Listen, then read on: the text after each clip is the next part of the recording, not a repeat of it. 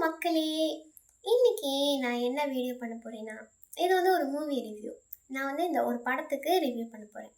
So time waste பண்ணாம வாங்க வீடியோக்குள்ள போயிடலாம். நான் வந்து இப்போ எந்த படத்துக்கு ரிவ்யூ பண்ண போறேன்னா, ஏஆர் முருகதாஸுடைய டைரக்ஷன்ல சிவகார்த்திகேயன் அவர்களுடைய நடிப்புல ரீசென்ட்டா ரிலீஸ் ஆன மத்ராசி திரைப்படத்துக்கு தான் நான் ரிவ்யூ குடுக்க போறேன். ஸோ நான் வந்து முதல்ல இருந்தே சொல்றேனே இந்த படத்தோட பேர் வந்து மத்ராசி. ஓகே. ஸோ இந்த படம் வந்து செப்டம்பர் 5ஆம் தேதி தான் ரிலீஸ் ஆச்சு. நான் ஒன்றா சொல்கிறேன். ஸோ நம்ம ஃபர்ஸ்ட் வந்து ஸ்டோரி லைன் பார்ப்போம். இந்த படத்தோட ஒன்லைன் ஸ்டோரி என்னென்னா, கன் கல்ச்சரை இந்த ஊருக்கு கொண்டு வராமல் தடுக்கணும் அப்படின்றதுக்காக ஒரு போலீஸ் கேங், அது ஒரு கேங்ல, அது என்ன கேங்னு எனக்கு சரியாக எக்ஸ்பிளைன் பண்ண தெரியல. அவங்க ஒரு கேங், படத்தை பார்த்தாலே தெரியும். அந்த கேங் வந்து தடுக்கணும்னு நினைக்கிறாங்க. ஆப்போசிட் டீம் வந்து அந்த வில்லனோட கேங். ஸோ அவங்க வந்து கன் கல்ச்சரை கொண்டு வரணும் அப்படின்னு பார்க்குறாங்க. ஸோ இவங்க 2 பேருக்குள்ளே நடக்கிற ஒரு போராட்டம் தான் அந்த கதை. ஸோ இந்த ஒரு போராட்டத்துக்குள்ள எப்படி நம்ம ஹீரோயின் வந்தாங்கங்கிறது தான் மீதி கதை. ஸோ அதெல்லாம் நம்ம படத்தை பார்த்து தான் தெரிஞ்சுக்கணும். நான் எல்லாத்தையும் சொல்ல முடியாது. So it's just a review. Okay. So ஒன்றா பார்ப்போம். படத்தோட ஹீரோ, அதாவது நம்ம சிவகார்த்திகேயனை யாருக்கு தான் பிடிக்காது? எனக்கு ரொம்ப பிடிக்கும். நான் வந்து ஒரு தளபதி ஃபேன், தீவிரமான தளபதி ஃபேன். இருந்தாலும் எனக்கு சிவகார்த்திகேயனை ரொம்ப பிடிக்கும். ஸோ இந்த படத்தை வந்து நான் 2 டைம் பார்த்தேன். அதுலேருந்தே புரிஞ்சுக்கோங்க இந்த படம் எந்த அளவுக்கு நல்லா இருந்துச்சுன்னு. ஒன்றா பார்ப்போம். ஸோ சிவகார்த்திகேயன் அவரை எடுத்துக்கிட்டோன்னா, இந்த படத்தில் அவர் ரொம்பவே நல்லா நடிச்சிருக்காரு. அவருடைய அந்த ஆக்டிங் வந்து ரொம்பவே ரியலிஸ்டிக்காக இருந்துச்சு. லைக் அவர் வந்து நடிச்சிருக்காருன்னு சொல்கிறத விட அந்த கேரக்டராகவே வாழ்ந்திருக்காரு அப்படின்னு தான் நம்ம சொல்லணும். ஏன்னா மற்ற படத்தில் சிவகார்த்திகேயன் எப்படி நடித்தாரோ இது வந்து டோட்டலி டிஃப்ரெண்ட்.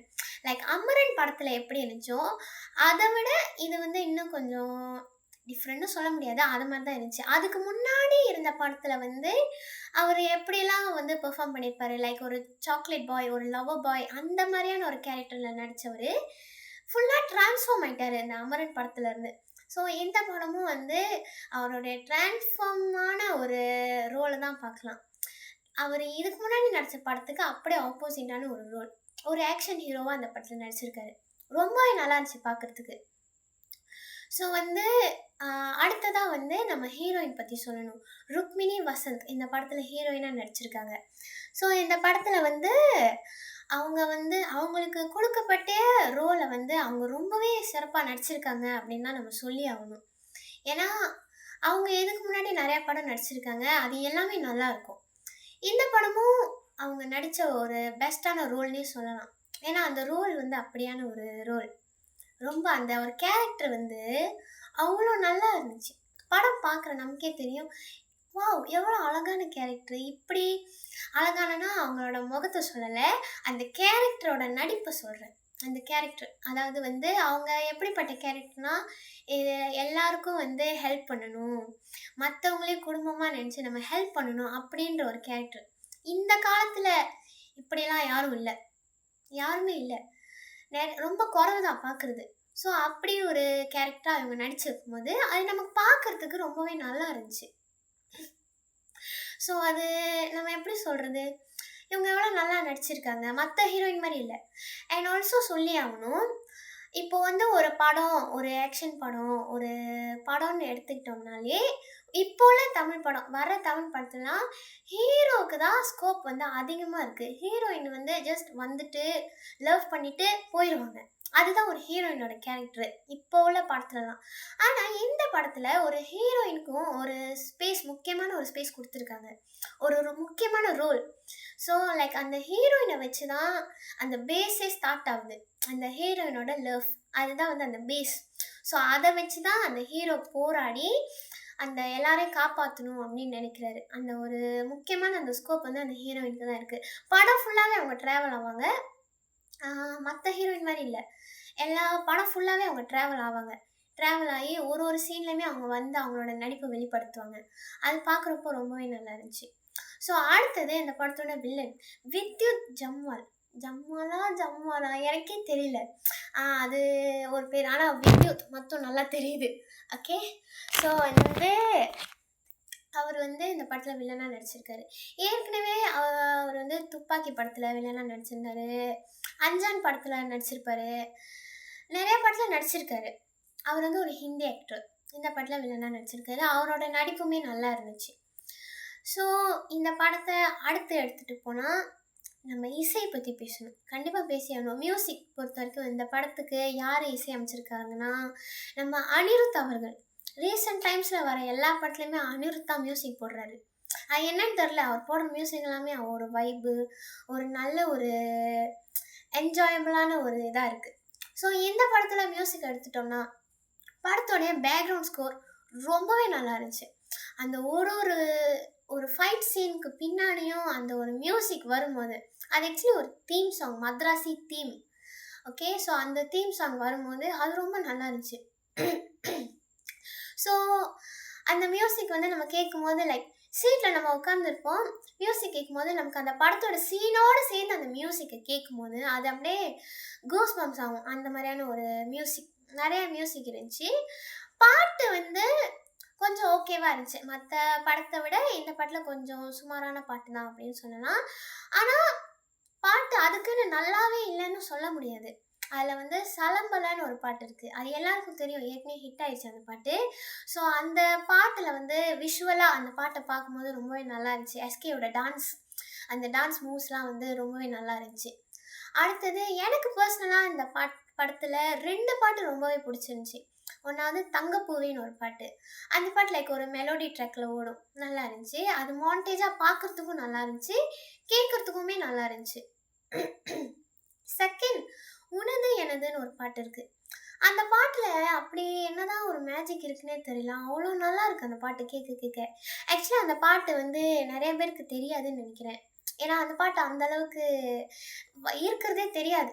லைக் அது படத்தோட படமாக சீனோட சீனாக தான் வரும். அது வந்து ஹீரோயினோட என்ட்ரி எப்போ வரும் அண்ட் லாஸ்ட்லி படம் முடிஞ்சோடனே எண்ட் கிரெடிட்ஸ் போடுறப்பையும் வரும். ஸோ அந்த பாட்டை யாரும் அந்தளவுக்கு கவனிச்சிருக்க மாட்டாங்க. ஆனால் நான் கவனித்தேன், நல்லா இருந்துச்சு அந்த பாட்டு. ஸோ யார் யார் அந்த பாட்டை கேட்கலையோ எல்லாம் யூடியூப்பில் போய் உனது எனது மத்ராசி அப்படின்னு தட்டி பாருங்க, வரும். கண்டிப்பாக நல்லாயிருக்கு, ட்ரஸ்ட் மீ, உண்மையிலே நல்லாயிருக்கு அந்த பாட்டு. அது போய் கேட்பாங்க. அண்ட் அதில் வந்து அந்த மாண்டேஜ் சாங் சொன்னேன்ல, அந்த ஒரு மெலோடி சாங், அது வந்து தங்கப்பூவி. அந்த பாட்டு விஷுவலாக பார்க்குறதுக்குமே நல்லா இருந்துச்சு. அந்த பாட்டில் தான் வந்து அந்த ஹீரோயினோட அந்த ஒரு ஆக்டிங் நல்லாயிருக்கும். அதில் 2 சீன் வரும், அது வந்து நிறைய பேருக்கு தெரியும்னு நினைக்கிறேன். படம் பார்த்தவங்களுக்கு தெரியும். இப்போது சோஷியல் மீடியா திறந்தாலே அதுதான் ஓடுது. ஆக்சுவலி எனக்கும் அது மைண்ட்லேயே நிற்கிது, இன்னும் நல்லா இருக்குது ஆக்சுவலி. ஸோ அவ்வளோதான் அப்படின்னு சொல்ல முடியாது, ஒன்றா எக்ஸ்பிளைன் பண்ணுறேன். படத்தோட டைரக்டர் ஏஆர் முருகதாஸ். அவரோட ஸ்டோரி அண்ட் ஸ்க்ரீன் பிளே சும்மா வேறு லெவல்னு சொல்லலாம். எல்லாருமே வந்து இப்போ உள்ள படத்துலலாம் வந்து ஸ்டோரிக்கு வந்து இம்பார்ட்டன்ஸ் கொடுக்க மாட்டுறாங்க. அந்த ஸ்க்ரீன் பிளேக்கு தான் இம்பார்ட்டன்ஸ் கொடுத்து அதை எலவேட் பண்ணி கொண்டு போகிறாங்க. கொண்டு போய் அந்த படம் ஹிட் ஆயிடுது. அந்த ஒரு இது மியூசிக் வச்சு அந்த படம் ஹிட் ஆயிடுது. ரீசனாக நிறைய படம் அந்த மாதிரி தான் ஹிட் ஆயிடுச்சு. ஆனால் இந்த படத்தில் லைக் அந்த ஸ்டோரியும் ரொம்பவே ஸ்ட்ராங்காக இருக்குது. அந்த ஸ்டோரி பார்க்கும்போது நமக்கு எமோஷ்னலாக அது கனெக்ட் ஆகிடும். ஏன்னா அந்த படத்தில் நடித்த எஸ்கேயோட ஆக்டிங் சும்மா சொல்லக்கூடாதுங்க, அவ்வளோ நல்லா இருக்குது. அந்த கேரக்டராகவே வாழ்ந்து அப்படி ஒரு ஆக்டிங்கை வந்து கொடுத்துருக்காருன்னா அது ஆக்சுவலி எல்லாராலையும் பண்ண முடியுமான்னு தெரியல. ஆனால் உண்மையிலேயே நல்லா இருக்குது. அந்த ஒரு இன்னசென்ஸ், அதே சமயத்தில் அந்த ஒரு அரகன்ஸ் எல்லாமே இந்த படத்தில் கரெக்டாக இருந்திருக்கு. இது வந்து ஸ்டோரியை தான் நம்ம வந்து சொல்லி ஆகணும். அப்படி ஒரு ஸ்டோரிக்கு அப்படி ஒரு ஆக்டிங் கொடுத்து தான் ஆகணும். அந்த இது கரெக்டாக பேலன்ஸ் பண்ணியிருக்கு. ஸ்டோரி ஆக்சுவலி ரொம்ப ஸ்ட்ராங்கான ஒரு ஸ்டோரி தான், ரொம்ப வீக்கான ஸ்டோரின்னு சொல்ல முடியாது. ஸ்க்ரீன் பிளே வச்சு இன்னும் நல்லா எலவேட் பண்ணியிருக்காங்க.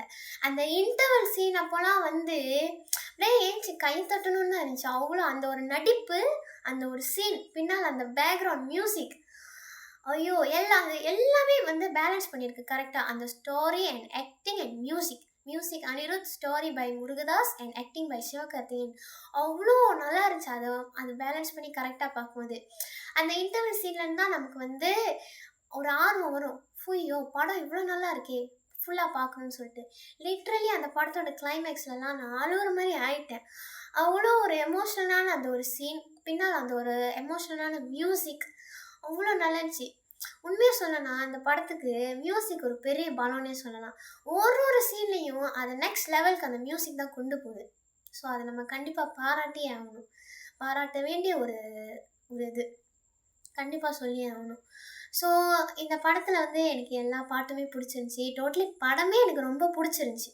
ஸோ, கண்டிப்பா யார் யார் இந்த படம் பார்க்கலையோ, எல்லாரும் போய் பார்த்து என்ஜாய் பண்ணுங்க.